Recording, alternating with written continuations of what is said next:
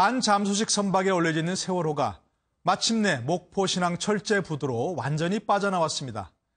이르면 오늘 밤 10시쯤 부두 끝에 있는 받침대에 최종 거치될 예정인데요. 목포 신항에 나가 있는 취재기자 연결해 보겠습니다. 김영현 기자, 자세한 소식 전해주시죠. 네, 목포 신항에 나와 있습니다. 제 뒤에 보이는 것처럼 세월호가 완전히 육상으로 올라와 있습니다. 무게가 17,000톤 안 박힌 세월호는 옆으로 누워있기 때문에 무게가 일정하지 않아 운송 이동 장비인 모듈 트랜스포터 600대가 무게 중심을 잃지 않도록 천천히 움직이고 있습니다. 목포 신항 철제 부두 위로 옮기는 작업은 오늘 오후 1시쯤 본격적으로 시작됐는데요. 반잠수식 선박과 부두의 높이를 최대한 맞추기 위해 만조 시간대인 이때부터 이송을 시작한 겁니다. 부두 위로 올라온 세월호는 여러 번 앞뒤를 반복해 선체 방향을 꺾어 객실 쪽이 육지를 향하도록 방향을 바꾸게 됩니다. 그리고 나서 선체 받침대를 육상으로 이동시켜 그 위에 세월호를 최종 거치하는 작업이 진행되는데요.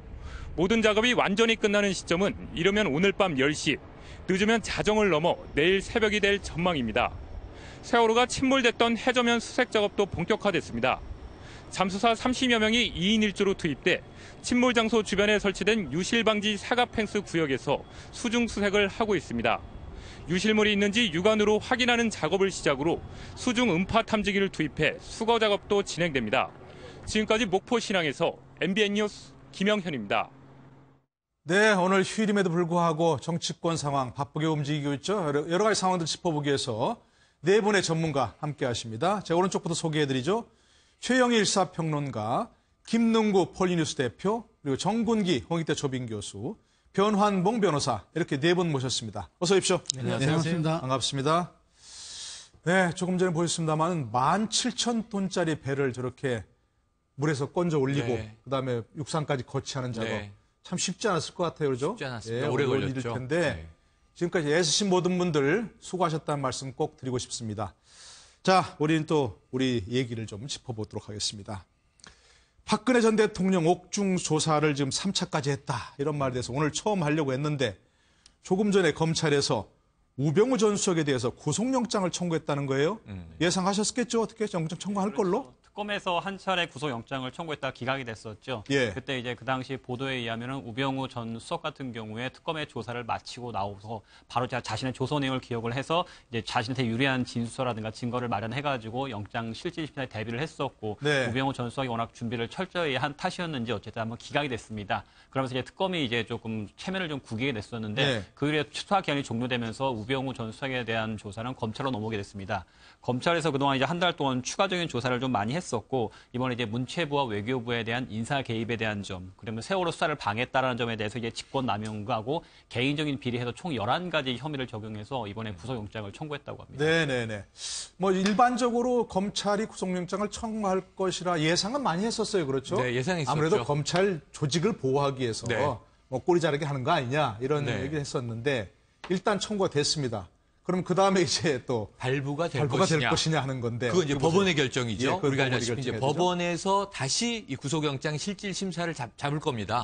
아마 이제 이번 주 중에 잡히겠죠. 그러겠죠. 그러면 또 다시 이제 우병우 전 민정수석은 출두해서 이게 소명이 문제가 있다라고 강변을 할 텐데 사실 지난번 소환 조사 때 들어가고 나올 때 뭐 언론 취재가 다 됐습니다만 표정이 썩 좋지 않았죠. 그러니까요. 그런데 특검은 시간이 없어서 두 번째 구속영장을 청구를 못했지 두 번째로 청구한다면 반드시 100% 구속될 것이다. 또 이렇게 공언을 했어요. 그러니까요. 근데 말씀하신 대로 특수본 2기가 구속 가능성이 이제 높다고 이야기할 수밖에 없는 것은 우병우 사단 살아있는 거 아니냐. 이번에도 구속 안 되면 전 대통령까지도 지금 구속돼 있고 관련자는 모두 들어가 있는데 우병우 전 민정수석만 불구속으로 빠지게 된다면 결국은 검찰의 제 식구 감싸기일 것이다라는 국민적인 의혹이 높기 때문에 아마 구속 가능성 이번에는 높다고 보여집니다. 네네.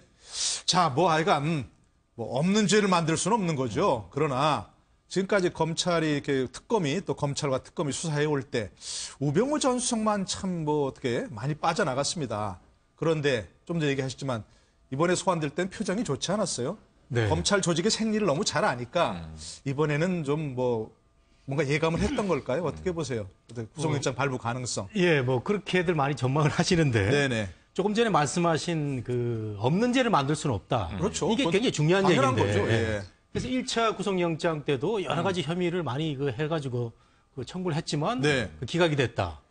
사실은 국민들 정서로 생각하면은 직무유기 부분이 저는 가장 크다고 생각합니다. 네. 대통령이 뭐 최순실 만나고 뭐 그런 국정농단이 있을 때 민정수석으로 정말 제대로 일하지 못한 것을 가장 우리는 크게 삼아야 되는데 이게 네. 뭐 법적으로는 굉장히 까다로운 그런 모양 같습니다. 그렇죠. 그래서 이번에 예.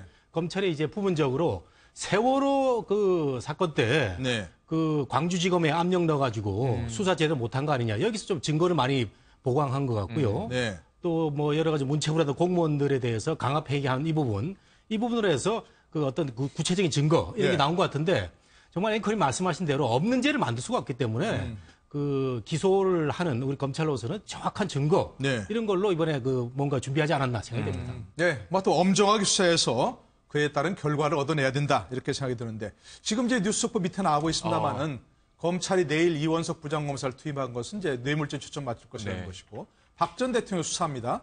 근데 박 전 대통령 관련해서는 박 전 대통령 측에서 유영하, 최명성 변호사만 유지된 채 나머지 변호인을 해임했다는 거예요. 어떻게 보십니까? 저런 그 움직임은. 유영하 변호사가 계속 지금 있으면서 일부에서는 유영하 변호사가 일을 그르친 게 아니냐 뭐 이런 얘기도 있었는데. 그 실제로 그 유영하 변호사에 대해서 뭔가 변화가 필요하지 않느냐. 네. 뭐 동생이 박지만 회장도 그런 이야기를 했다 그러고. 네네. 왜냐하면 지금까지 그 박근혜 전 대통령이 여러 가지 조사와 뭐 영장실질심사 그리고 지금 그 구속된 이후의 조사에서도 네. 일관되게 부인을 하고 있잖아요. 부인을 하고 있고 모른다 전략, 모르쇠 전략으로 가고 그러니까요. 있는데 그 전략의 어떤 기저에는 유영하 변호사가 어떤 그런 지침을 가지고 그 박근혜 전 대변인을 갖다가 대통령을? 예, 그 뭐야 어드바이스를 하고 네네. 조언을 하고 있다. 이러면서 과연 그것이 이 말하자면 이 재판 전략에서 유효한 거냐 예. 이런 의문이 많았음에도 불구하고 박 전 대통령은 지금 유영하 중심으로 해서 네. 일단 변호인단을 오히려 더 이렇게 줄여서 그러니까 말이죠. 집중시키는 네네. 이렇게 가고 있는 거거든요. 네. 예, 그래서 우리가 잘 알다시피 유영하 변호사는 뭐 이전에 굉장히 그냥 총애를 받았던 사람이고 네. 뭐 그게 지난 이 19대 대선 총선, 20대 총선 모두 공천을 청와대에서 챙길 정도로 예. 그런 사람이다 보니까 아마 이 박근혜 전 대통령의 어떤 기와 마음을 갖다가 다 지금 장악하고 있는 거 아니냐. 네. 오히려 좀 객관적으로 박근혜 전 대통령이 봐야 되는 거를 이 방해하고 있는 거 아닌가. 이런 네. 우려가 예. 이 박근혜 전 대통령 이 주변에서도 네. 굉장히 많이 나오고 있습니다. 예. 자, 변환동 변호사는 어떻게 보세요? 지금 처음부터 박근혜 대통령이 지금까지 일관되게 이제 부인한다는 거죠. 지금 부인하는 전략인데 그렇다고 또 일부를 인정하는 것도 참 어려울 것 같고 지금 와서 그럼 어떻게 해야 변호인단 됩니까? 사이에 지금? 뭐 갈등설도 불거졌고 네. 또 서성원 변호사님께서는 이대로 가면 징역형이 유력한 거 아니냐라는 네. 말씀도 하시면서 변호인들 사이에서도 소통이 안 되고 있다. 이대로 가면은 안 된다. 일부는 자백을 하자 얘기가 나왔던 것 같습니다. 네. 근데 사실 이번 사건 관련해서 박근혜 전 대통령의 입장은 나는 단돈 1원도 받은 바 없고 난 억울하다. 최순실이 날 이용해서 잘못된 일을 했었던 것이지 나는 그렇게 잘못된 행위를 하지 않았다는 거가 일관적인 입장이시거든요. 그러니까요. 만약 그 와중에 있어서 혹시라도 정말 재판에서 잘못된 결과가 나온다고 할지라도 그분 입장에서는 내가 여기서 일정 부분 사실을 자백을 해서 구속을 면하거나 형량을 줄이는 것보다는 네. 스스로 명예로운 이른바 뭐 숨기를 택하다던가 아니면 내 양심에 거리낌 없이 끝까지 부인해서 내 진실을 내가 밝히겠다는 입장이 그분들이 중요하신 것 같습니다. 예. 그러니까 사실 그 심리 같은 거 일반 변호사 입장에서는 그렇다고 하더라도 관련 증거를 볼 때 박근혜 전 대통령의 입장이 받아들일 가능성이 없다. 네. 일부 자백을 하고 선처를 구하자라고 권한다면 박근혜 전 대통령 입장에서는 받아들일 수가 없죠. 그건 네, 자신의 네. 자존심이라든가 자신의 억울함을 풀어주는 게 아니기 때문에 네. 그런 입장에서 본다면 다른 변호사들은 박근혜 전 대통령과 오히려 소통이 안 되는 것이기 때문에 내 마음을 가장 이해하고 나와 소송 전략을 공유하는 유영한 변호사 외에 다른 변호사와 얘기하지 않겠다라고 네. 이제 극단적인 방법을 쓰신 거죠. 근데 지금 그런데 속보를 이게 과연 보면서 끝까지 그 재판에서도 부인했을 때 네. 이게 뭐 검찰이 얘기하는 건 증거는 많이 있다고 하니까 뭐 다른 표현을 했지만 네. 많이 있다고 하니까 그러면 정말 중형이 내려질 가능성도 있는데 그렇죠. 어떻게 보세요 이거는? 그래서 지금 죄수의 딜레마 얘기가 많이 나오지 않습니까? 네네. 이제 전 대통령도 구속, 최순실 씨는 남부구치소로 이제 이감된 상황에서 예. 두 사람 중에 누가 부인하고 누가 인정할 것이냐. 아니면 끝까지 두 사람이 신뢰하고 완전한 부인을 할 것이냐, 아니면 두 사람이 부분적으로 인정할 것이냐. 여기에 따라서 이제는 양형 싸움이 돼 있지 않습니까? 예. 다음 주에 기소되는 건 거의 이번 주죠. 이번 주 말이면 기소되는 건 거의 확실해 보이고요.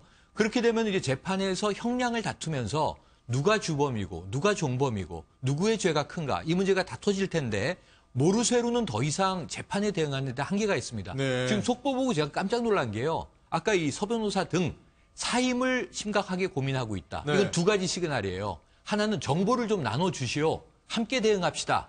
유영하 변호사한테 이런 압박을 가는 것일 수도 있고요. 네. 이런 식으로 우리가 아무 역할이 없다면 결국 이 전 대통령이 중형을 받았을 때 네. 변호인은 얼마나 스트레스가 크겠습니까? 책임을 공유하는 거죠. 여기서 그래서 그만두는 게 옳지 않나 고민을 하는 기로인데 네. 지금 나온 속보는 해임이라고 나오지 않았습니까? 네. 그러니까 박 전 대통령의 의뢰인에게 해임권이 있는 거잖아요. 그렇죠. 그럼 2명 남고 다 나가 이렇게 된 거예요. 그렇습니다. 그럼 지금 이 박 전 대통령 구속 상태에서 이 언론 돌아가는 거 모든 뉴스를 다 세세하게 챙겨보지 못합니다. 왜냐하면 교정 당국에서 틀어주는 뉴스만 하루에 일정 시간 볼 수 있거든요. 그렇다고 합니다. 예. 그렇다고 하면 이것은 이 대통령이 해임했다. 전 대통령이 변호사를 다수 해임했다. 누구의 의사겠는가? 박 전 대통령이 여러 가지 정황을 검토해서 결정한 것일까? 전 아니라는 추정이 들거든요. 네. 그렇다면 유영하 변호사와 최명성 변호사 남아있는 변호사들이 나머지 다 필요 없다라고 하는 입장을 예. 전 대통령에게 전한 것 아니겠느냐 하는 좀 안타까움이 있어요. 글쎄 말입니다. 예. 뭐 그런 움직임이 또 어떤 결과를 가져올지는 저희들이 좀 지켜보도록 하고요. 자, 김평우 변호사 아마 탄핵 심판 과정에서 대통령 측 대리인단으로 활동하면서 여러 가지로 화제를 모은 변호사죠. 그런데 또 이번에 북한식 이런 말을 해가지고 또 화제를 모으고 있습니다. 관련된 바를 한번 보시고 돌아오시겠습니다. 국회는 힘이 넘치는데 약한 사람은 누굽니까? 여자 하나네, 여자 하나. 그 여자 하나를 편을 드는 게 아니라, 약자를 편드는 게 아니라 이 강하고 이 똑똑한 변호사들이 혹시나 잘못했을까 봐 거기다 힘을 보태주는 겁니다. 이게 사기가 아니고 뭡니까? 헌재에서 판결을 내리면 무조건 승복하자고. 여러분, 우리가 노예입니까? 조선시대 양반들이나 우리 상놈들에게 그렇게 말했습니다. 무조건 양반들 말을 따르라고. 그러나 지금 우리가 조선시대입니까?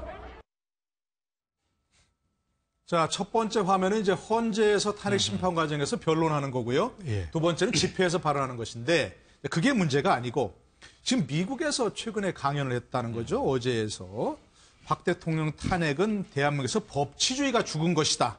그리고 구속의 평등 차원에서 다른 사람을 구속했기 때문에 박근혜 정권도 구속했다. 이것은 북한의 논리다. 이런 얘기를 했다는 겁니다. 이거는 어떻게 보십니까? 이런 논리. 예. 예. 뭐 비법률가인 제가 봐도 네. 약간 오버하는 듯한 그런 느낌의 단어라든가 네네. 그런 문장이 전개되고 있는데 네.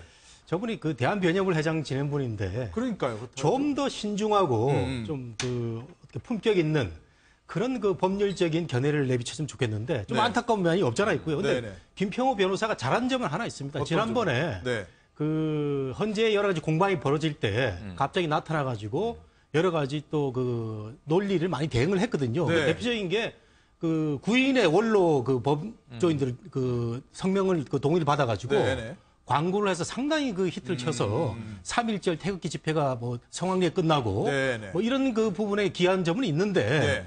그 헌재에서의 여러 가지 그 발언은 그 1시간 반 동안에 여러 가지 좋은 내용에도 불구하고 네네. 저는 그 약간 오버하는 듯한 저런 네. 발언 때문에 또 비판을 많이 받았거든요. 지금 보면은 무슨 그 법치주의가 죽었다 이런 얘기를 하는데 네. 저는 이렇게 생각합니다. 그 서울대학교에서 박근혜 전 대통령의 탄핵 재판이 잘못됐다는 대자보가 지금 계속 붙고 있는데 여기서도 이제 그 어떤 얘기였냐면은 탄핵 결과는 존중돼야 된다 이런 얘기를 하고 있거든요. 네. 그래서 서울대에 있는 학생들, 법을 전공한 학생들, 일부 학생들이지만 이런 분들조차도 이제 그 법치는 뭐 아직은 살아있고 네. 여러 가지 과정에서 문제점 있는 걸 보는데 네네. 원로 법조인이 전면적으로 법치주의 죽었다. 뭐 북한식 뭐 지금 뭐 그런 과정이 진행되고 있다. 네. 지나친 말이어서 많은 보수를 그 지향하고 있는 사람들한테 좀 실망을 주는 부분이 없잖아 있다 이렇게 보입니다. 그러니까 부당하다, 뭐 잘못되었다 이런 주장이 할 수 있죠. 그러나 네. 그것을 말씀하신 대로 좀 품위 있게 그렇죠. 예, 제대로 된 단어를 골라서 조장했으면 좋겠다 이런 말씀인 거죠. 네, 그렇습니다. 예, 내용이 중요한데 근데 그렇게 하면 막말이라고밖에 얘기가 안 되잖아요. 또. 제가 볼 때는 그 예. 김평호 변호사가 이전에 지금 국정농단 사건이 불거지기 전에 그 이전에 우리가 그 일부 언론에서 그리고 이 어떤 뜻있는 정치인들이 뭐라고 했냐면은 네. 박근혜 전 대통령 벌거숭이 인간입니다. 왜냐하면 어떤 문제가 생기고 했음에도 불구하고 주변에서 아무도 그걸 제대로 이야기를 안 한다. 네. 그러면 그런 벌거숭이 임금님이라는 어떤 그 동화를 갖다가 빌어와서 이야기를 했더랬어요. 네. 왜냐하면 첫 건에서 전부 다 이 귀에 그냥 이렇게 속속 들리는 이야기만 하지 네. 어떤 진실을 제대로 전달을 안 한다. 이런 이야기가 있는데 금방 이야기는 거꾸로 보자면은 김평우 변호사 같은 분이 탄핵 심판에도 굉장히 방향을 잘못하게 가게 하게끔 하고 네. 박근혜 전 대통령이 당시에 특기가 촛불 집회보다 사람이 더 많다. 네. 그리고 자기를 그 진실을 알아주는 사람들이 이렇게 그 너무나 많아서 고맙다. 네. 이런 메시지까지 전달했지 않습니까? 그런 왜곡된 판단을 하는데 굉장히 기여했다. 지금 또 부인하고 전부 다 모르쇠 전략으로 가는데 네. 저런 분들이 상당히 기여했다 이거죠. 지금 우리가 국정농단 사건을 어쩔 수 없이 네. 평가해야 되는 거라면은 대통령으로서 상당히 의연하고 당당하게 그 진실을 받아들이고 네. 또 나라는 다음에 미래로 나아갈 수 있도록 대통령으로서 그걸 열어줘야 되는데 네. 사실을 인정하고 그게 따라서 이제 잘잘못을 갖다가 국민들한테 사죄하고 그렇게 해서 나라는 또 앞으로 나가야 되는 거거든요. 네. 그런 부분을 계속 가로막고 있다. 헌법재판소의 재판을 갖다가 그리고 우리 검찰이 또 이 법조계가 내린 구속 청구 영장 발부를 갖다가 네. 북한식이라고 이야기, 인민재판이다. 예, 예. 이렇게 이야기해 버리면은 그건 도대체 누구를 위한 이야기인지 네. 아무도 정말 이 김평호 변호사의 저 이야기는 오히려 나라를 망치는 나라를 네. 엉뚱한 길로 가게끔 하는 저는 저거야말로 네. 막말이다 이래 봅니다. 그러니까 가장 우려되는 게 예. 북한식이라는 표현이에요. 네. 왜냐 안 그래도 미국에서는 네. 이게 사우스 코리아, 노스 코리아. 예. 그래서 남북으로 분단돼 있는 상황으로 보고 있는데 지금 북한식이라고 한다면 만약에 네. 이 북한의 주민들이 주권을 가지고 네. 독재를 하고 있는 김정은을 파면할 수 있다면 네. 북한이 지금 같지 않았겠죠? 네, 많이 네, 달라지지 않겠습니까? 예. 물론 대통령의 파면이라는 게 현대사의 비극이고 너무나 안타까운 일입니다만 그 원인 제공은 이제 국정농단이라는 것이었잖아요. 네. 그러면서 우리는 헌법적 절차에 따라서 대통령이 파면되는 초유의를 겪었는데 네. 이것이 북한식이라고 한다면 북한은 지금 이 당독제이면서 사실은 왕조국가잖아요. 그렇죠. 김씨 왕조국가죠. 예, 뭐 그럼 이게. 이것을 지금 미국에서 이걸 잘못 왜곡해서 듣는 외국인들의 경우에는 네. 아, 남북한이 똑같이 독재 체제란 얘기구나. 그러니까 법적 절차 없이 인민재판으로 아무나 다 숙청하는 체제란 얘기구나. 네. 그럼 이게 대한민국이 얼마나 부끄러워집니까? 네, 절대 네. 그렇지가 않은데 이러면서는 북한식을 갖다 붙였다는 점은 예. 정말 좀 우려되는 대목입니다. 그러니까 예를 들자면 뭐 불구속이 원칙이다. 네. 예, 다른 사람들이 구속됐다고 해서 구속하는 건 형평성으로 얘기했잖아요. 그런 건 말이 안 된다. 이렇게 지적했다면 뭐 경청할 만한데 그것을 그러다 보니까 북한식이니까 오히려 그런 데 관심이 쏠리고 그 내용에는 주목이 안 된단 말이에요, 이게. 그렇죠? 그렇죠. 그러니까 김평우 변호사 그동안 예. 변론이라든가 여러 기고를 통해서 얘기했던 것 중에서 탄핵 절차에 있어서 개별 사유별로 이제 국회에서 의결을 했어야 되는데 그렇지 못했다라든가 네네. 아니면 미국이나 다른 나라 같은 경우에는 탄핵 소추에 가기 전에 한 2년 동안은 충실하게 사실관계를 조사한 후에 그것을 가지고 하는데 우리는 너무 그런 거 없이 성급하게 언론 보도 몇 개만 가지고 탄핵이 이루어졌기 때문에 졸속적이다. 예. 그러니까 그런 지적은 상당히 일리가 있었습니다. 정 교수님 네네네. 말씀하셨던 것처럼. 그러니까 내용적인 측면에서는 상당히 좀 좋은 논리 개발을 하셨었는데 문제는 이제 좀 말씀하시는 과정에서 이제 북한식이라든가 이런 몇 가지 표현들이 오면서 네. 그분이 했던 좋은 이제 내용 자체가 이제 지금 퇴색되는 면이 있기 때문에 그거는 좀 보수로서 이제 좀 안타까운 면이죠. 보수가 제일 강조하는 게 품격인데 품격을 지키면서 본인의 논리적인 주장을 개진했었다면 조금 예. 더 많은 공감을 얻을 수 있지 않았을까. 그건 아쉬운 대목입니다. 예, 예. 자, 근데 조금 더 지켜보도록 하고요. 저 박근혜 전 대통령 수사라든지 또 우병우 전 수석 구속영장이 어떻게 될지 들어오는 대로 바로 전해드리도록 하겠고요. 자, 저희들이 이제 대선 관련해서 더 드릴 텐데 조금 이것도 법과 관련된 얘기인가요? 홍준표 지사, 예, 좀 있으면 사퇴하니까 곧 전 지사가 되겠네요. 그렇죠? 예, 이제 거기서 대통령의 옥중 수사에 대해서 언급한 부분 한번 좀 들어보시고 돌아오시겠습니다. 그 좌파들이 감옥에 보내는 것이 자기들이 유리하다고 판단을 했겠죠. 지금 이 사람들이 교도소 출장 조사를 하고 있는데 그 언론에 전혀 노출 안 시키기 위해서 출장 조사를 하거든요. 만약 검찰청으로 부르면 언론에 노출이 되니까 그 토란 모습이 노출이 되면 뭐 자기들이 불리하다고 생각해요. 그것도 제가 보기에는 전부 선거 전략입니다. 좌파들의.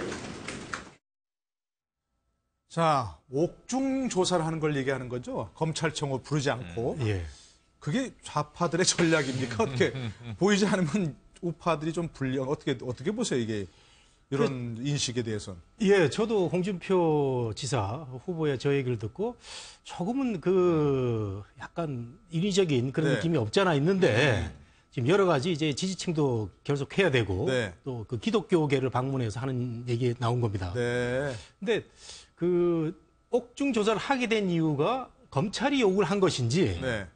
변호인단이 요청한지 이게 좀 정확하게 나와 있지 않습니다. 네, 네, 근데 네, 네. 만일에 검찰이 그럼 우리가 가서 할 테니까 그렇게 알아라고 통보를 했으면은 홍준표 지사의 저 얘기는 일정 부분 수긍 가능성이 많고요. 네. 변호인들이 우리 저 왔다 갔다 하기 정말 그러니까 네, 네. 그렇게 요청했다면은 매우 그 불합리한 그런 발언이 될 텐데 네. 어쨌든 썩 그렇게 네. 아주 그 긍정적으로 보이는 발언은 아니라고 생각이 네. 되는데 어쨌든 간에 그 우리 보수 뭐 그 이런 분들 입장에서는 네. 대통령이 그 왔다 갔다 하게 되고 하면은 네. 여러 가지 뭐 동정 또 결속력이 생기는 그런 차원에서 그걸 또 못하게 한 거 아니냐. 약간 네. 선거 전략이 담긴 아이디어 같기도 하고 네, 네. 그 매우 홍준표 지사의 예. 복잡한 속내가 들여다 보이는 그런 반으로 보입니다. 예, 예. 그런데 홍준표 지사는 그럼 계속해서 이번 선거는 좌파 우파 대결이다. 뭐 거기서 지금 그런 쪽으로 좀 몰고 가려는 게 보이는 거죠, 이렇게. 그렇죠. 이게 진영 대결로 해가지고 예, 예. 보수 우파 대 좌파의 대결이다. 그러면서 그 안보 위기를 갖다가 극대화시키면서 이 나라가 유지되려면은 보수 우파가 결집시켜줘야 된다 이런 예. 이야기하는데 그 경선 이후에 그 이렇게 자유한국당 후보가 된 다음에는 예. 친박 특히 박근혜 전 대통령에 대해서 홍준표 정부가 탄생하는 것이 바로 박근혜 전 대통령을 용서하게 되는 거다. 네. 사는 길이다. 이런 식으로 해서 굉장히 그 친박 성향의 유권자들한테 네. 지금 이제 그 지지를 호소하고 있습니다.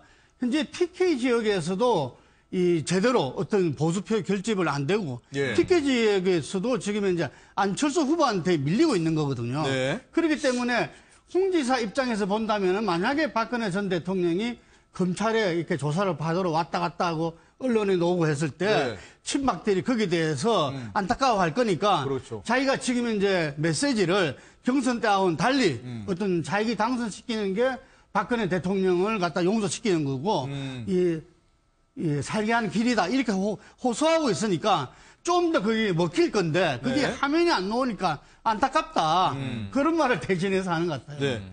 그런데 저런 게 어떤 이른바 좀 홍준표 지사 측에서는 보수 결집을 해야 하는 그런 상황인데 절박하죠. 안철수 후보 쪽으로 간 보수표들을 끌어와야 네, 되는 입장인데 저런 걸 하면 좀 그런 게 영향이 긍정적 영향이 있을까요? 지금까지는 좌충우돌을 했어요. 네. 왜냐하면 이 박 전 대통령한테 춘향인 줄 알고 뽑았더니 향단이다. 이런 그러니까. 좀 서슴없는 막말에 가까운 얘기를 네네네. 어찌 보면 자당의 안타까운 상황에 처한 이 대통령에게까지 던졌단 말입니다.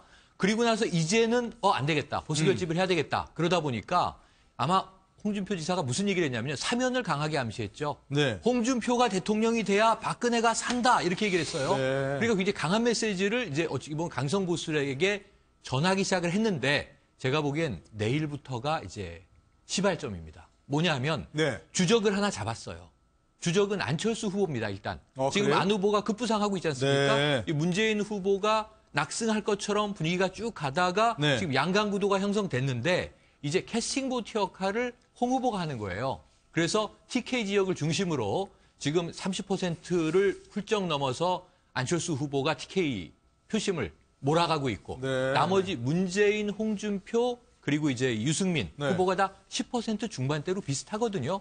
그러다 보니까 여론조사 믿지 않는다 이런 얘기도 했지 않습니까? 네네네. 그래서 제가 보기엔 내일부터는 오늘 도지사직을 버리고 내일부터는 본격적으로 네. 안철수 후보에 대한 저격에 나설 것이다. 이렇게 네. 예견이 됩니다. 예.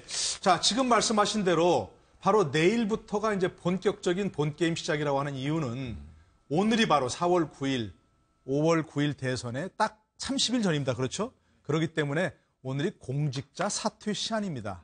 그런데 오늘 사퇴하는 건 맞는데 자정 가까이 하면 보궐선거가 안 치러진다?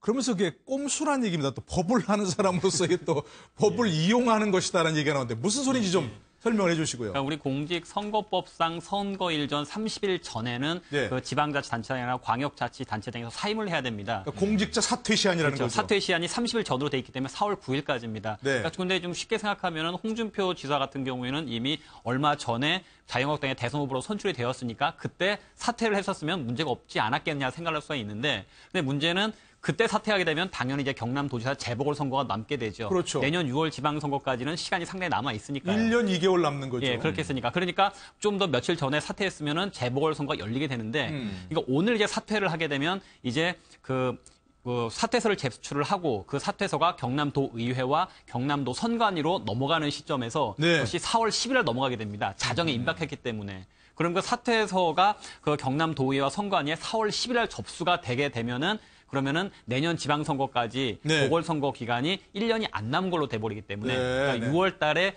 보궐선거가 열리게 되면은 지방선거까지 1년이 안 되기 때문에 공직선거법상 보궐선거를 하지 않아도 아닙니다. 됩니다. 아닙니다. 그건 아닙니다. 예, 예. 왜냐하면 오늘 사퇴하더라도 내년 6월 달에 선거가 치러지니까 그 임기는 1년 2개월이 남는데 10일 날 되는 건데 그럼 네. 이제 또 보궐선거를 잡는 시점이 2달 후 잡게 되면 네. 그 보궐선거 시점과 내년 지방선거일까지가 1년이 안 되기 때문에 네. 1년 이하가 돼버리기 예. 때문에 법상 보궐선거를 안 하고 예. 정무부디서와 그러니까 5월 9일 날 실시를 하려면 그렇죠. 4월 30일 예, 날 그렇죠. 오늘 예. 해야 되는데 발생해야 되는데 예. 그게 이제 홍준표 지사 오늘 자정쯤 사퇴하고 해버리니까 안 된다는 내일 거죠. 선관위 통보하면 예. 이번에 5월 9일 날 못한다는 못한다는 말인 거죠. 거죠. 예. 이거 참 뭐랍니까? 저도 법으로 밥을 먹고 살지만 이렇게 법을 이용해서 이 꼼수를 이렇게 부리는 게 있는데 쉽지 않은 얘기인데 그렇죠? 법대 교수님들이나 변호사님들 참 우리 법률가들이 항상 이렇게 법을 잘 선용을 해야 되는데 네. 저게 악용인지 선용인지는 제가 두고 봐야 될 것 글쎄 같습니다만은 제가 보기에는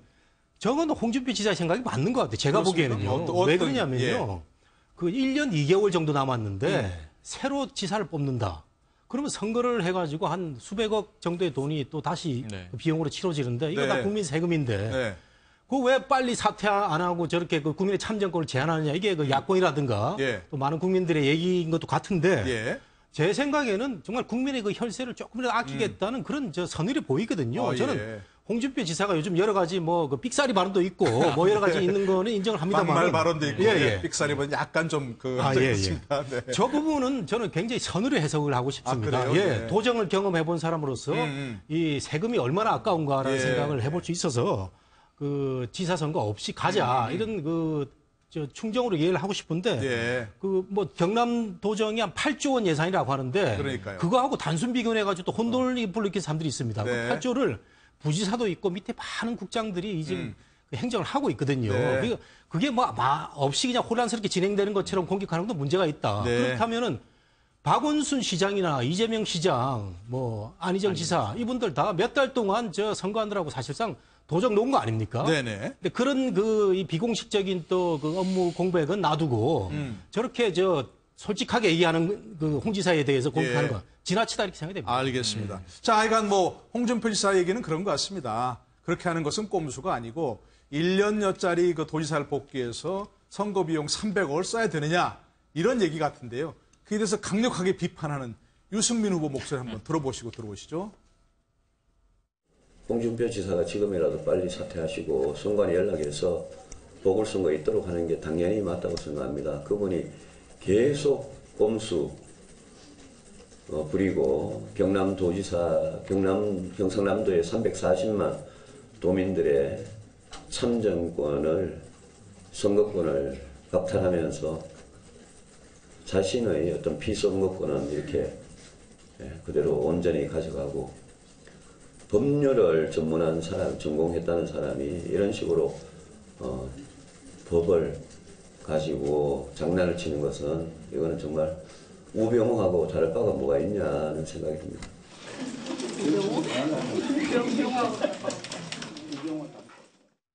네, 아까 정훈 교수께서는 이제 선의로 해석했으면 좋겠다. 저 300억을 안 쓰도록 하는 게 얼마나 좋은 일이냐 하셨는데 네. 어떻게 보세요? 이렇게 뭐 저는 이렇게 생각해요. 아까 네. 김평우 변호사가 네. 검찰이나 헌재가 마치 이제 야당이 지금 정권을 잡기 위해서 움직이는데 거기 동조하고 있다는 식으로 이제 이 법조인들을 혹은 네. 사법부를 좀 싸잡아 비난하지 않았습니까? 네네. 이것과는 다르게 저는 이 홍 지사의 마감 임박 사퇴야말로 네. 이거는 선거 정치 논리예요. 제가 보기에는. 왜냐하면 지금 경남지사를 놓고 보궐선거가 있게 되면요. 네.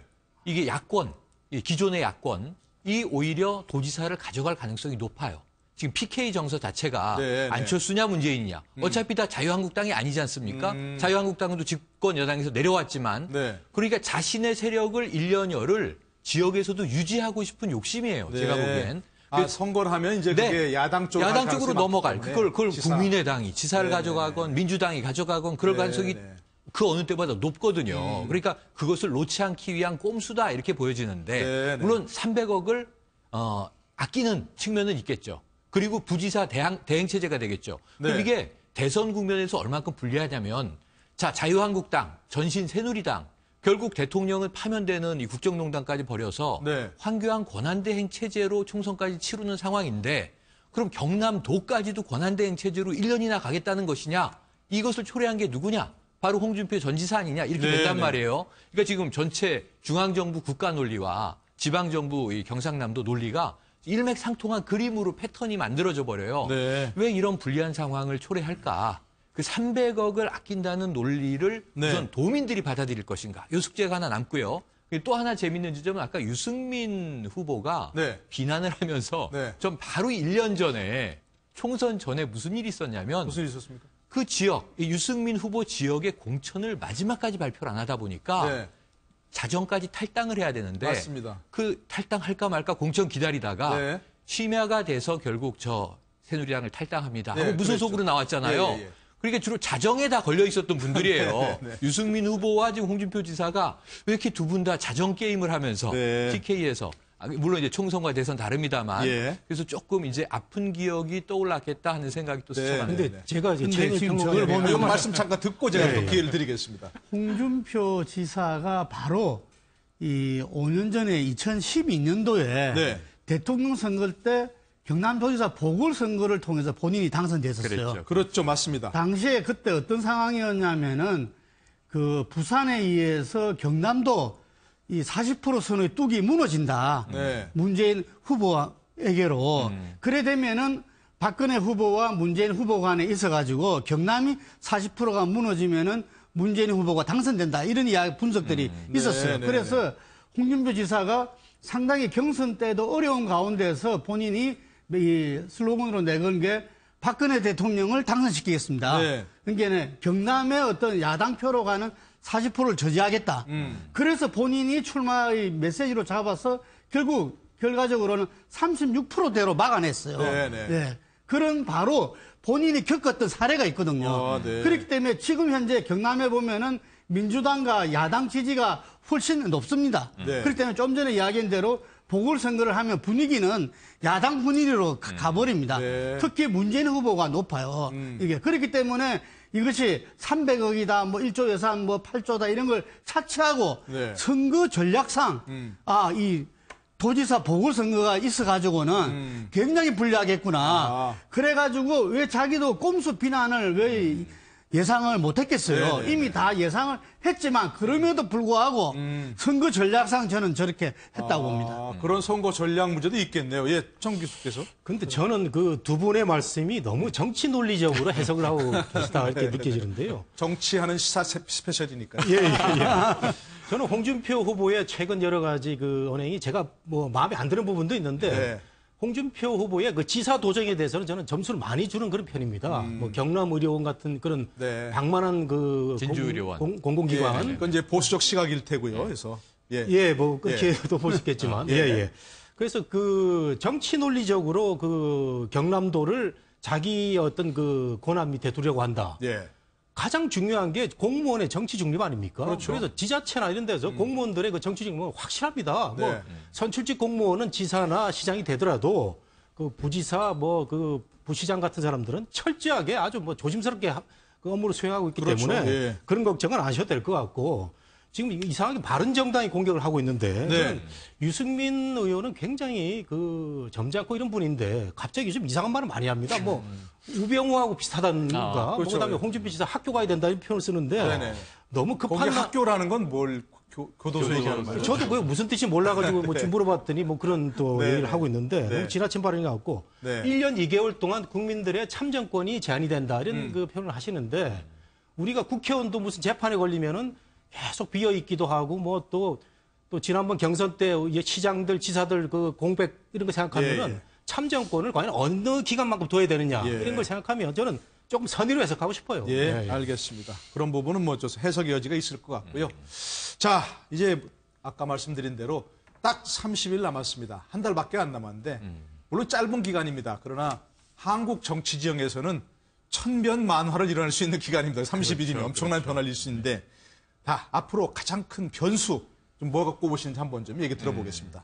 앞으로 남은 변수 뭐가 있을까요? 결국에 보수의 표심이 어디로 향하는지가 가장 중요하지 않을까 보수 표심 어디로 가느냐? 그러니까 그동안에는 네. 사실 우리나라 역대 선거에서는 보수와 진보의 싸움이 되고 중도가 캐스팅 보트를 행사하는 상황에서 이제 손을 들어주는 상황이 됐었는데 네. 오히려 지금은 진보와 중도가 각각 세력을 형성하고 보수가 이제 캐스팅 보트를 주는 상황이 돼버렸습니다. 네. 현재는 보수의 지지가 워낙 낮기 때문에 그리고 사실 안철수 후보를 지지하는 사람들도 문재인 후보를 지지하는 사람처럼 팬덤이 확실하고 충성도가 높다라기보다는 네. 일단 문재인은 싫다. 하지만 중도 기존의 보수와 중도표들이 그래도 문재인은 아니고 당선 가능성이 높기 때문에 안철수를 선택한다라는 것도 상당히 많았었는데 네. 과연 안철수 후보가 요즘 이제 여러 가지 색깔을 또 드러내고 여러 가지 또 얘기를 하고 있는데 과연 이 상황에서 안철수 후보가 정말 보수냐 이 사람도 진보 아니냐라는 생각이 나오는 순간 또 이제 그 보수 표심이 움직일 수도 있을 것이고 네, 네. 홍준표 후보가 어느 정도 이제 보수에 대해서 장악력이라든가 아니면 어떤 이제 힘을 보여주면서 보수를 대변할 수 있다라는 것을 보여주게 됐을 때 그때 이제 보수가 다시 네. 보수의 표심이 어떻게 움직이느냐 네, 그것이 네. 또 하나의 중요한 포인트가 되지 않을까 싶습니다. 네, 정말 보수 표심이 어디로 움직이냐 중요하다는 얘기가 있죠. 뭐 반기문, 황교안, 안희정 이렇게 네. 갔던 표가 다시 안철수로 갔다. 흘러. 이런 얘기가 있는데 네. 마지막까지 굳어질까 그렇게 어떻게 그래서 보세요? 저는 지금 이 변항봉 변호사가 말씀하신 걸 조금 더 구체적으로 표현하면 한마디로 홍준표 후보가 몇 프로를 득표할 거냐 이거예요. 아, 그렇습니까? 보수의 표심이 네. 어디로 갈 것이냐가 안철수 후보에게 그냥 묻어갈 것이냐 네. 아니면은 질 걸 알지만 아니 정치를 대선 끝나면 정당이 없어지는 게 아니잖아요. 네. 자유한국당은 야당으로 계속 또 뭔가 해야 되잖아요.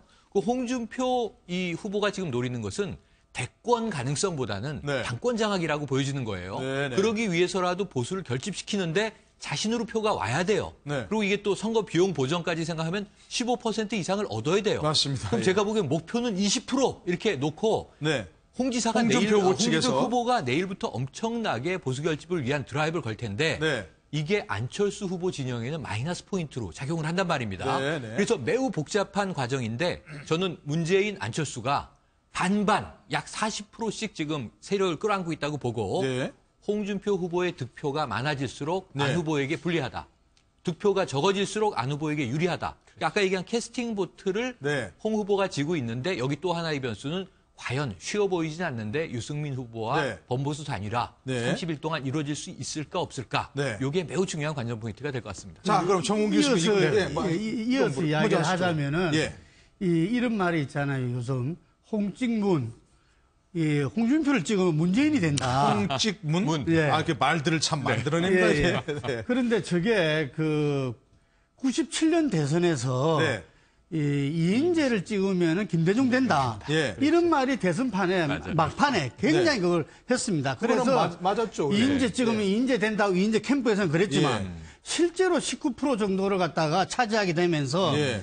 아슬아슬하게 김대중 그 후보가 당선이 그렇습니다. 됐거든요. 네, 네, 네. 지금도 마찬가지입니다. 뭐냐면은 예. 지금 다들 알지만 그 안철수 후보의 저런 그 약진, 양강구도 예. 그리고 뭐 양자구 구도에서는 오히려 추월하는 그 표의 많은 부분들이 보수 지지 세력입니다. 네. 그러면 보수 지지 세력이 지금 다 합해서 15%도 안 되는데 이 부분이 금방 이야기한 대로 20% 정도로 네. 결집이 돼 나가면은 그 가장 피해는 안철수 후보한테 오게 되고 그렇습니까? 그 네. 가장 이득은 문재인 후보한테 오게 되는 겁니다. 네. 그래서 보수가 결집되면은 네. 안철수 후보 지지가 빠지면서 네. 문재인 후보의 당선 가능성이 더 높아지는 게 네. 지금 보수 세력의 딜레마입니다. 예. 이 부분을 어떻게 결집을 해낼 것이냐, 아니면 문재인 후보를 그 당선을 저지할 것이냐. 네. 저는 바로 그 문제에 있어 가지고 이른바 비문연대, 네. 비문 후보 단일화 부분에서 또 조금 있으면은 정말 깊은 고문에 빠질 수 않을 수 없다 이래 봅니다. 예. 자, 그러면 이거 구체적으로 한번 여쭤보죠. 이른바 보수 결집 될까? 뭐 단일화가 돼야 되겠죠? 된다면 어떤 방법으로 될까? 안 된다. 그러면 왜 안 될까? 한번 말씀해 주시면.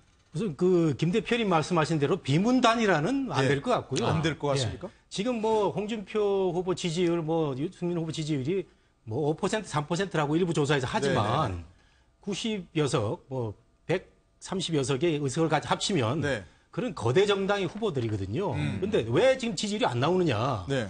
보수 진영 또는 중도 진영의 후보자들이 지금 착시 현상을 일으켜가지고 일시적으로 안철수 후보한테 간 겁니다. 그렇습니까? 대표적인 게 그겁니다. 일시적이다. 예. 왜냐하면 안희정 후보 네. 전 후보의 중요 공약 중에 하나가 사드를 인정하겠다는 거였거든요. 네. 사드를 인정하겠다 했는데 그런 그 공약은 잊어버리고 안희정 후보가 탈락을 하니까 네. 실망한 중도 또는 그 보수 진영의 후보들이 그 안철수 안철수 후보로 후보에게. 갔는데 네. 이거 저 안철수 후보의 그 사드 생각을 모르는 거예요. 국민의당은 당론으로 정확하게 네. 사드 배치를 반대하고 반대한다. 있다. 이게 이제 공격이 들어가니까 안철수 후보는 관훈클럽에서 나와가지고 내가 당론을 바꿔보겠다 이렇게 궁색한 변명을 했는데 본인은 지금 사드 배치 확실히 더 해야 된다고 얘기했죠. 갑자기 이렇게 된 거죠. 하루 갑자기. 이틀 만에. 네. 근데 그 당의 그 대통령 후보가 네. 당론을 바꿔보겠다라는 이런 그 이중적인 모습으로 지금 그 나온 상태거든요. 그렇기 네, 때문에 네. 이것을 정확히 알면은 표는 그 자연스럽게 이제 보수 진영에서 온다고 보는데 네. 문제는 이 보수 진영이 지금 이 한심한 모습입니다. 네. 옛날에 그 뭐 보수는 부패로 망하고 진보는 분열로 망한다고 그랬는데 네. 최근에 보수 진영의 모습을 보면은 정말 스스로 자멸하는 게 보일 정도예요. 더 분열한다. 조금 제가 성급한 얘기일지 모르지만 네. 지금 유승민 후보하고의 그 치졸한 싸움 속에서 정리가 안 되고 있고 네. 그다음에 뭐 조원진 의원은 갑자기 뭐 새누리당 쪽으로 간다고 그래가지고 태극기 부대죠. 네. 그 자고 일어나면 보수 진영이 그 뭐 흩어지는 이런 모습이 보여서 지금 뭐 샤이 보수, 저는 리저브드 보수라는 표현을 좋아합니다. 왜냐하면 신중하고 품격 있는 그 보수 진영이 어떻게 표를 행사할 것인가. 그래서 지금 이 보수 정치 진영의 자멸에 대한 판단이 과연 어떻게 될 것인가. 네. 자멸이 한다고 되면은 저는 또 안철수 후보 쪽으로 가갈 수도 있다 이 생각이 네. 드는데 요 그 자멸의 과정이 갈 수 있느냐 아니면 복구하느냐 이게 중요하다 보겠습니다. 아니 근데 중요한데 어떻게 보세요? 단일화 될 것 같습니까? 안 될 것 같습니까? 톡 집어서 얘기하겠습니다. 홍준표, 유승민, 홍준표 어렵습니까? 보시기에? 저는 55%는 가능성이 있다고 봅니다. 55%. 예. 왜요? 살짝. 이렇게 싸우다가도 네. 그 주위의 압력으로 인해서 두 사람의 정치 생명이 끊어질 수도 있거든요. 둘 다 망한다 그러니까. 그렇죠. 예, 네. 그러면은 극적으로 단일화 가능성이 있다. 극적으로. 네. 아까 이제 리저브드 보수 이렇게 어려운 말 하셨는데 그건 뭐예요? 판단을 유보하고 있는 그렇다? 그렇죠. 신중한 현재는 신중하게 판단 유보하고 있는 보수층이다. 네, 그렇게 예. 맞습니다. 예. 아까도 말씀을 드렸던 것처럼 사실 안철수 후보의 중요 지지층은 중도와 보수층으로 볼 수가 있거든요. 네. 그리고 이제 안철수 후보도 그걸 인지하고 있었기 때문에 어차피 진보의 표는 문재인 후보가 다 많이 가지고 있는 상황이고 자신은 중도와 보수를 노리기 때문에 상당히 우클릭하는 경향이 있었습니다. 그게 예. 이제 정 교수님 말씀하셨던 것처럼 사드에 있어서 사드는 배치를 한 것이 맞다라는 입장을 했었죠. 예. 그러니까 바로 이제 정동영 의원이 나와서 내 생각은 변하지 않고 국민의당 당론도 사드 배치는 반대다라고 그러니까요. 얘기가 나오기 시작했었죠. 네. 그러니까 그러면 제가 이제 자유한국당에서 공격에 들어가는 것이 안철수를 찍게 되면 박지원이 상황 노릇을 할 것이다라는 얘기를 했었고 그다음에 네. 또 그 국민의당 결국 민주당 이중대 아니냐라는 발언이 나오니까 국민의당 공식 논평으로 우리 국민의당은 호남 1중대라는 표현이 나왔습니다. 네. 그러니까 사실 국민의당 주류 의견은 우리는 진보고 호남을 근거지로 하고 우리는 결국 진보와 중도를 기반으로 하는 것이라는 걸 내세우고 있거든요. 예. 이렇게 되면 보수 표심이 갈 곳이 없어서 홍준표는 당선 가능성이 낮을 것 같고 홍찍문 그야말로 홍준표를 찍으면 문제될 것 같아서 안철수를 가려고 했었는데 안철수도 문재인과 별로 다르지 않은 젬보다 좌파다라는 생각이 들게 되면 네. 또 판이 변할 수밖에 없겠죠. 홍준표 후보는 지금 그걸 지금 많이 생각을 하고 있는 것 같습니다. 네.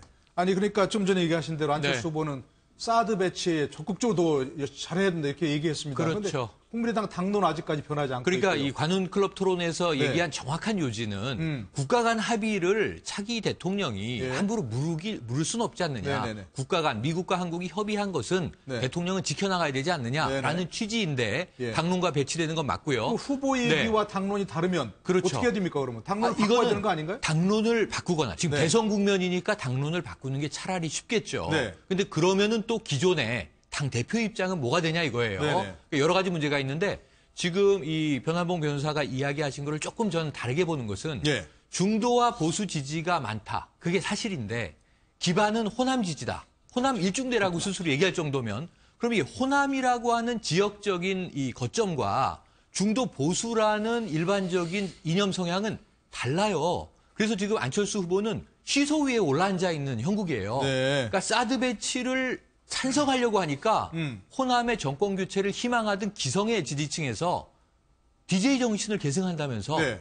호남 정신 버리는 거냐 이렇게 당장 물어본단 말이에요. 네네. 그럼 집토끼를 해야지. 사드는 좀 신중하게 결정해 보겠습니다. 그럼 보수들이 그 뭐야 지금 표 얻겠다고 우리한테 이런 얘기한 거고 네네. 당론은 그대로 가네 안 바꾸고 이렇게 되면 또 보수층이 빠져나갈 거란 말이에요. 네. 그러니까 워낙 스펙트럼이 다양한 쪽을 중간에서 끌어안고 있다 보니까 네. 이쪽을 메시지를 주면 저쪽이 빠지고 네. 이쪽을 잡으려고 하면 저쪽이 빠지는 이 시소에서 네. 이걸 30일 동안 다 굳건하게 네. 붙들고 끝까지 완주할 것인가 이게 네. 보통 문제가 아니에요. 그래서 네. 사실은 여러 가지 파열음이 나올 수 있는 아슬아슬한 살얼음 위에 네. 안철수 후보는 있다. 하지만 지금 당장은 어쨌든 양강 구도가 만들어졌다는 것은 고무적이지만 네. 이걸 지켜낼 수 있을까? 예. 굉장히 중요한 대목이라고 보여집니다. 예, 뭐 또 한 가지가 이제 선거에서 변수 좌우하는 게 이른바 이제 검증 문제죠.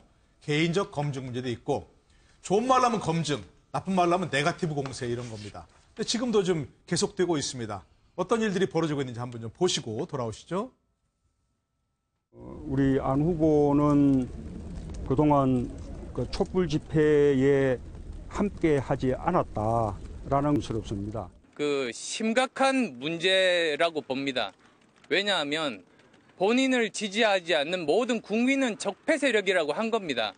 그건 있을 수 없습니다. 국민에 대한 모독입니다. 어떻게 정치인이 국민을 그렇게 모독을 합니까? 그러면 본인과 다른 생각을 가지고 있는 사람을 모두 다 적으로 돌린다는 건데, 그러면 그것은 어떻게 통합을 할 겁니까? 이런 생각이야말로 정말 적폐고 청산 대상입니다. 문이 안을 향하여 적폐 세력과 손을 잡고 있다. 그러니까 아니 문을 향하여 그거야말로 적폐다. 이런 검증 공세, 뭐 네거티브입니까? 검증입니까? 이런 게 좀 변수가 될 수 있을까요? 어떻게 보세요? 예, 대선 1, 2위간의 그 어떤 공방전인데요. 네.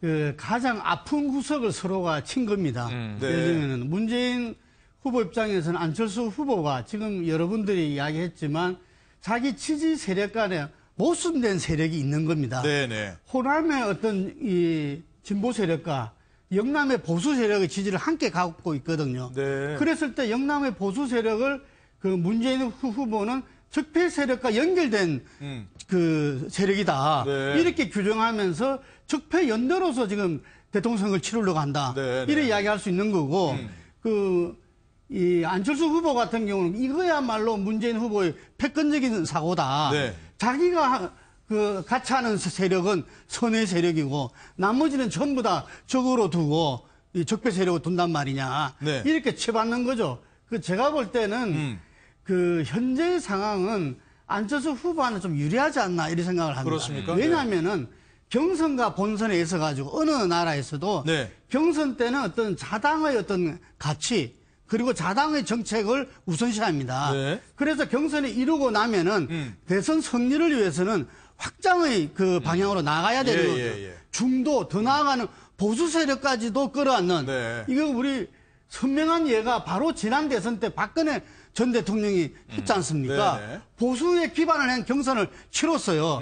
그러고 나서 대선에 오면은 경제 민주화다, 민주화라고 복지다. 해서, 예. 중도에서 오히려 진보 세력도 깜짝 놀랄 정도로 이 노인층한테 네. 20만 원씩 기초연금을 그냥 다 준다고 그냥 네. 그랬지 않습니까? 네. 그 마찬가지로 지금 문재인 대표 같은 경우도 경선을 치르고 난 다음에는 네. 확장 전략을 써야 되거든요. 네. 중도와 또 보수까지도 가는 네. 그러한 정책과 그러한 메시지를 가져가야 되는데 네. 그게 지금 이제 오히려 적폐 연대라고 이렇게 규정하고 공격하면서 자기 틀에 갇히게 되고 네. 안철수 후보는 지금 이제 뭐 아주 이 오픈 캐비넷도 얘기하면서 오픈 캐비넷도 네. 이야기하면서 굉장히 통합 취향적인 행보를 예. 하고 있거든요. 네. 그래서 냉정하게 바라봤을 때는 대선을 봤을 때는 안철수 흐름이 예. 오히려 더 바람을 타올 수 있지 않느냐 네, 이런 네. 분석이 가능한 겁니다. 예, 현안봉 변호사는 어떻게 보십니까? 이런 식의 어떤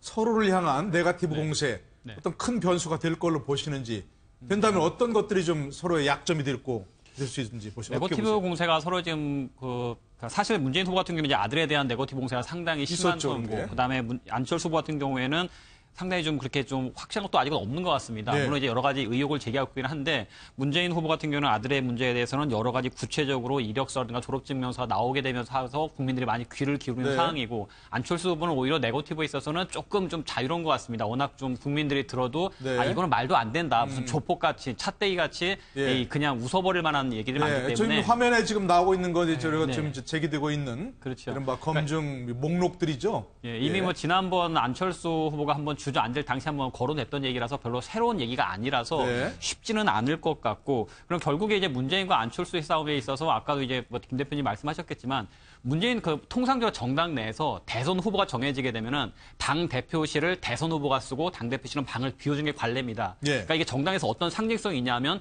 정당 내의 모든 의사 결정을 대선 후보에게 맞춰준다라는 것이거든요.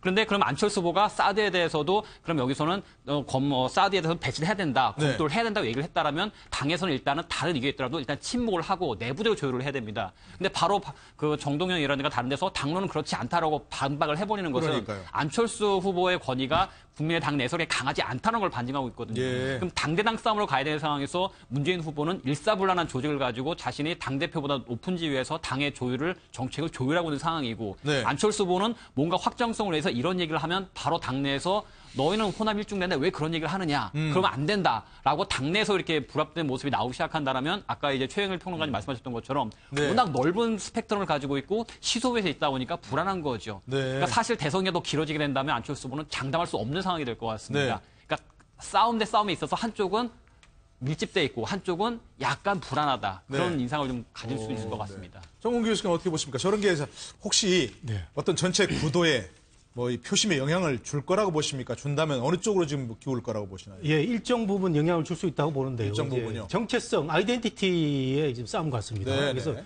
적폐 세력을 놓고 네. 우리가 확실하게 그 기존의 잘못된 체제를 바꾸는 그런 네. 모습이 이제 민재인 쪽이 될 것 같고, 네. 우리는 적폐 세력과도 손을 잡을 수 있는 어떤 뭐 통합, 뭐 포용 정신까지 보여주는 게 이제 안철수 후보의 정신 같은데, 네.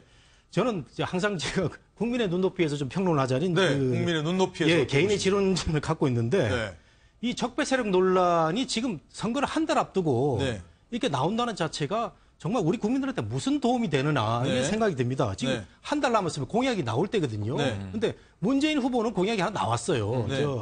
우리 그 구도심 뭐 10조를 들여서 개발하겠다 이런 거 하나 나왔는데, 네. 안철수 후보는 최근에 지지율이 뜨다 보니까 네. 연일 뭐 이렇게 그 약간의 그 정치 공세 네. 검증 비슷한 걸 이렇게 계속 날리고 있는데 구체적인 공약이 안 나옵니다. 그런 점에서 뭐 미세먼지 없앨 공약 이런 게 있던데요? 예, 근데 미세먼지는 다른 부분에 좀 가볍다는 생각도 네네. 드는데, 왜냐하면은 그 트럼프는 그 나와가지고 일관되게 경선 때부터 2년 동안 일관되게 나는 일자리 만들겠다. 네. 백인들의 그 노동계급의 일자리 만들겠다 이런 걸 들고 나와서 이게 어필이 됐는데, 네. 지금 뭐 두 후보, 세 후보, 뭐 다섯 후보 마찬가지입니다. 네. 공약이 안 보인다는 자체에 있어서 굉장히 네. 실망스럽고, 네. 특히 그 청년 일자리 문제는 지금 우리나라가 아주 심각하다 못해 정말 위기인데, 네. 예를 들면 삼성전자가 1분기 영업이익이 10조가 났다고 하는데, 네. 우리 그 대학을 졸업한 청년들은 갈 데가 없습니다. 이런 걸 그러니까 어떻게 말이죠. 해결할지, 이런 네. 정책에 대한 얘기가 좀 더 나왔으면 네. 좋겠다는 생각이 좀 드네요. 예, 정말 그런데 네. 자, 뭐 문재인, 안철수, 네. 안철수, 문재인 이른바 뭐 양강 구도가 됐다고 하고요. 네. 또 양자 구도라고도 하고 뭐 현재 5자 구도긴 하지만 그렇죠. 뭐 2강 3중 3약입니까? 어떻게 그렇죠. 모르겠습니다만. 네, 네. 자, 이런 구도가 끝까지 갈 걸로 보세요. 뭔가 그 변화가 있을 거라고 보세요. 다자 구도가 깨질 것 같진 않아요. 깨질 것 같진 않다. 그냥 여론조사상 우리가 지금 확인하고 있는 네. 민심의 집결과 흐름에 의한 양강 구도로 끝까지 가지 않겠는가. 네. 근데 이제 정 교수님 말씀 들으면서 참 안타까운 게 네. 아무리 조기 대선이고 아무리 급하지만 이게 좀 미진한 부분이 있더라도 정책, 공약 내놓고 네. 정책 대결해야 되는 건 너무나 맞는 말씀인데 네. 제가 보기에는요. 참 이게 암울한 예견인데 네. 30일 내내 네거티브로 갈 가능성이 크다. 아, 그래요? 네, 왜냐하면 네. 그게 훨씬 효과적이거든요. 그리고 선거 한 2주 전 정도 되면 이 검증도 어려운 2주 네. 동안 확인되지 않을 흉흉한 네거티브까지. 그래서 제 생각에는 아니면 말고 이런 네, 거. 단호하게 가짜 뉴스는 이것은 뭐 선관위와 당국 그리고 예. 각 후보 캠프에서 또 국민들이 걸러내야 됩니다. 하지만 가짜 뉴스가 아닌 근거 있는 네거티브는 어쩔 수 없는 네거티브인데 네. 검증의 이슈들은 함께 대응할 수밖에 없고 네. 그렇게 이제 쓸려가겠습니다만 네. 한 가지 좀 제가 꼭 제안드리고 싶은 건 뭐냐면 검증이라도 검증답게 네. 그럼 두 후보가 누가 더 통 크게 대응하느냐 그리고 누가 더 진솔하게 대응하느냐 지금 예를 들면 문재인 후보 마고마해 이 대응은 문제가 있어요. 네. 그리고 안철수 후보 조폭 얘기하니까 하하하 국민들이 잘 아시지 않습니까? 국민들이 어떻게 합니까? 네, 조폭과 뭐 이 당의 관계 혹은 후보의 관계를. 네. 그렇지 않다라는 강변으로 이해는 됩니다만 네. 이게 아니라 진지하게 그때그때 빨리 끊어줘야 돼요. 네. 아닌 것은 확실히 아니라고 하고 고발 조치를 하고 그다음에 뭔가 미심쩍은 것은 빨리 다 사실을 공개하고 예. 사과할 때 보면 사과하고 가야 되는데 질질 끄는 쪽이 좀 불리하다 이렇게 보고요. 예. 한 가지 이게 검증으로 이길 수는 없고 네. 자충수로 지는 수는 큽니다. 그래서 자충수로? 검증으로 이길 생각을 하지 말고 네. 자충수를 조심하고 국민들 앞에 남은 30일 겸손하게 가는 네, 쪽이 네, 네. 득점하지 않겠는가 네. 하는 생각입니다. 그 자충수라는 게 굉장히 중요한데, 그러니까 이른바 후보도 그렇고, 그 후보 진영에서 그렇고, 이른바 말 한마디 잘못했다가 뭐 그렇죠. 심각한 사태가 일어난 그렇죠. 것도 있었죠, 과거에. 이런 본인들의 말 실수 조심해야 되는데, 혹시 생각나는 게 뭐 있으세요? 이렇게 뭐. 그런데 어떤 말 실수 조심해야 될 거. 그리고 양 후보 간에 지금 현재 양강고도로 재편된 문재인, 안철수, 안철수, 문재인 네. 두 사람 중에 어떤 좀 말 실수가 하나 있나요? 보시면 2007년에 네. 이게 정동영 후보와 이명박 후보가 본선에서 부딪혔는데 네. 그때는 이제 격차가 워낙 컸기 때문에 네. 이 패색이 짙었어요. 정동영 후보 캠프가. 그럼에도 불구하고 그 선거 전후해서 나온 이야기들을 보면 네. 지금까지도 이 정동영 의원이 되셨는데 이게 참 이제 아픈 과거사가 돼 있는 것이 네. 노인들은 투표장 오시지 말라는 취지의 그러니까요. 이야기. 네. 그러니까 노인 폄훼 발언 이렇게 된 게 낙인이 찍혀버리지 않습니까? 네, 네, 네. 그러니까 이런 부분들은 정말 선거 때는 예. 정말 살아오른 판 조심해야 네. 되는 것 같습니다. 사실 문재인 후보 같은 경우는 이제 검증 국면에서 아들 문제가 가장 크게 지금 아프게 작용을 하고 있는데, 네. 그러니까 여러 가지로 이제 뭐 이력서, 졸업증명서 제출도 안 했다더라. 어떻게 저 증명 사진에 귀고리한 사진을 제출을 하느냐라고 얘기가 나오니까 처음에는 별로 대응을 안 했었죠. 그러다 네. 캠프에서 나온 첫 말이 뭐였냐면은 요즘 젊은이들은 개성이 있어서 그렇다라는 말이 나왔다 된 소리를 맞았고 오히려 더 크게 나쁜 실수가 돼버렸죠. 네. 오히려 이번 검증 국면에서 보더라도 문재인 쪽에서 너무 대선을 안주하다 보니까 그렇게 요즘 젊은이들은 개성이 넘치지 않습니까라는 잘못된 말 한마디가 사실 이 아들 문제를 더 크게 지금 키우고 있는 게 아닌가 싶습니다. 최근 남은 대선의 변수는 제가 볼 때는 네. 이강 지금 이제 삼약 구도에 네. 보수 결집이 이루어지느냐 마느냐. 네. 네. 보수 세력이 과연 문재인 후보를 견제하기 위해서 안철수한테 밀어줄 것이냐. 밀어주는 것이 과연 보수 세력의 앞날의 미래에 네. 도움이 될 것이냐 마느냐. 네. 그 이해창 한나라당 전 총재가 그렇지 않다고 네. 본인이 자유한국당을 탈당했지만 그렇지 않다. 보수가 결집해야 된다. 네, 네, 네. 라고 홍준표 후보한테 어드바이스를 했다는 거 아닙니까? 네, 네. 그래서 그 부분이 만약에 이루어진다면 전격적으로 아마 제 생각할 때는 15 내지 20% 선까지 올라갈 수 있다. 네네. 그랬을 때는 그 2강 3약 구도의 변화가 있을 수 있고 네. 그다음 가장 큰 변수는 저는 TV 토론이다. TV 토론. 예, 그렇죠. TV 토론은 이번 주부터 지난번하고 달리 본격적으로 된다는 거죠. 네. 예. 스탠딩 끝장 토론을 선관위에서 네. 지금 하려고 하는 것 같아요. 네네. 기존에 화계식으로 네. 묻고 답하고 1분 3초 내에 이걸 지향하고 상당히 깊이 있는 네. 토론이 된다면은 국민들이 검증에 굉장히 네. 그 전과 다른 검증을 할 수 있게 되고 이게서 아마 후보들의 어떤 지지도가 네. 저는 이렇게 이 요동칠 가능성도 네, 네. 충분히 있다 봅니다. 자, 원서 저 아까 중요한 말씀하셨는데 나중 먼저부터 얘기하죠. 지금은 과거와는 다른 토론 형식을 좀 이제 선거에 채택했다는 거죠. 서서 하는 걸로 하고 뭐 18분씩 주고 무제한으로 다 나머지 그 범위 내에서는 할 수 있도록 하고 과거처럼 뭐 1분 하고 그만하세요 뭐 이렇게 하는 거 아니다 얘기인데 과거에는 별 토론이 별 변수가 안 되겠다고 얘기했었어요. 이번엔 변수가 될 걸로 보세요? 이번에도 저는 별 변수가 안 된다고 별 변수가 봅니다. 안 될 거라고. 왜냐하면 예. 2명이 나오는 게 아니고 5명이 나올 걸로 지금 확실시 되거든요. 아, 5명 다 앉아서 하는 거, 서서 하는 겁니까? 또는 4명. 네. 심상정 의원은 확실히 나온다고 하니까. 그렇다면 4명이나 5명은 서서 해봐야 네. 뚜렷하게 어떤 각이 형성되지도 않고. 1대1로 하는 게 아닌가요? 그렇죠. 그 연설이 될 가능성이 크기 때문에 어쨌든 뭐 그 제도 자체 도입은 참 좋아 보이는데 네, 크게 네. 영향은 미칠 수 없다 이런 생각이 들고 네. 저는 이제 그 전체 판은 3자 구도가 될 가능성이 크지 않나. 네. 판단을 유보하고 있는 많은 보수 지지층이 결국은 집토끼가 결속되는 효과가 있고 자충수 보수 말씀하셨는데 후보가 하나가 이제 될 것이다. 그렇죠. 예. 그 국민의당은 지금 짚고 넘어갈 게 하나 있습니다. 광주 경선에 그 차떼기 문제를 한번 그 상관이하고 예. 꼭 조사를 해야 될 부분이죠. 네. 알겠습니다. 자, 오늘도 짚어봤는데요. 이번 주부터가 이제 본격적인 대통령 선거 토론회가 진행됩니다. 잘 지켜보시고 저희들도 함께 분석해드리겠습니다. 함께해 주신 여러분 고맙습니다.